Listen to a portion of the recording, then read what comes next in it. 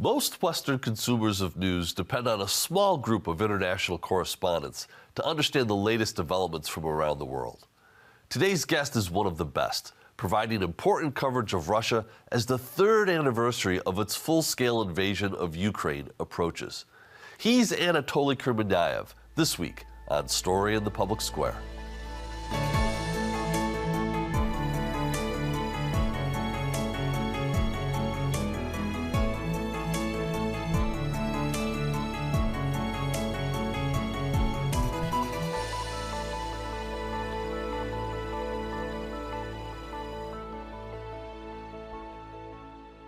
Hello and welcome to Story in the Public Square, where storytelling meets public affairs. I'm Jim Ludes from the Pell Center at Salve Regina University. And I'm G. Wayne Miller, also with Salve's Pell Center. And our guest this week is Anatoly Kurmanayev, a reporter for the New York Times covering Russia and its transformation in the aftermath of the invasion of Ukraine.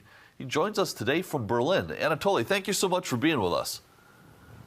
Good morning, Jim. Great to be here. There's a ton that we want to talk to you about, including your great career as a reporter. But let's start with the conflict in Ukraine and your assessment of the current state of the war and Russia's conduct of it.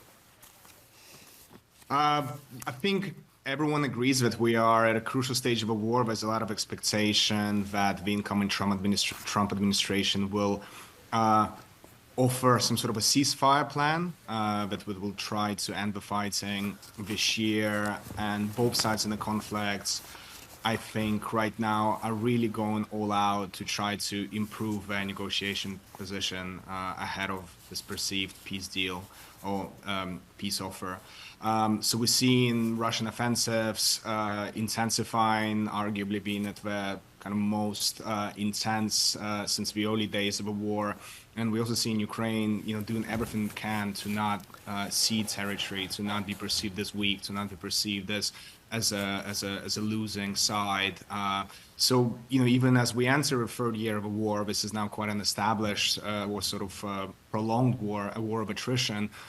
We are paradoxically seeing some of the intense fighting, some of the deadliest fighting of the war so far.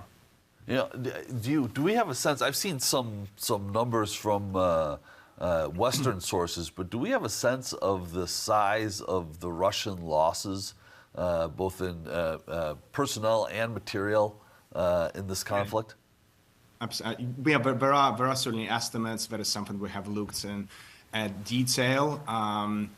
Obviously, both sides treat their casualty numbers as secrets, but there are different means of trying to estimate losses, and there have been investigative journalists from Russia, academics, analysts who have done a lot of really kind of original work to try to estimate those losses based on demographic data, register of inheritance cases that families of deceased soldiers go to, also social media, all sorts of statistics.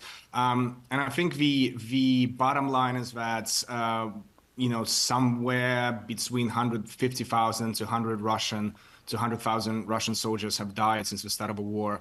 And in terms of irreplaceable losses, so these are people that will never see fighting again. Yeah. We're talking about 400,000 to 500,000 soldiers dead or severely wounded, which makes it by far the deadliest conflict since World War II for any industrialized nation. But of course, yeah. Yeah, I was just going to say, those are staggering numbers. We think about in the American context, the Vietnam War, 50,000 over a decade, right?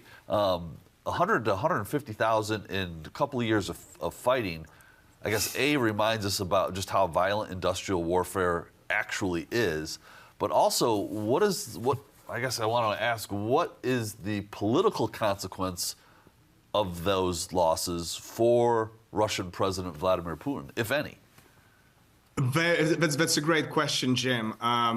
The success of Vladimir Putin in terms of prosecuting the war, his ability to continue fighting this war despite the initial setbacks and the tremendous pressure he faces on the international front, has been sort of an achievement of his government to outsource fighting to the margins of society. So it's a friend of mine, an analyst, kind of gave me a kind of a good way of looking at it. Is it's an 80-20 society, right? So the government kind of forced, co-opted, bought 20% of population to be full engaged in the war, to like dedicate the entire life to the war. These are people that are fighting. These are people that are working in the armament plants for secondary roles, etc. And they are out there dying, being injured, their entire life is focused on war. At the same time, 80% of the population is able to just live out their normal lives. And because of salaries are rising, because the economy is growing, because of military spending, the paradox of this war is that if you are a Russian citizen who's not being directly impacted by the fighting, chances are financially you're better off now than you were at the start of a war.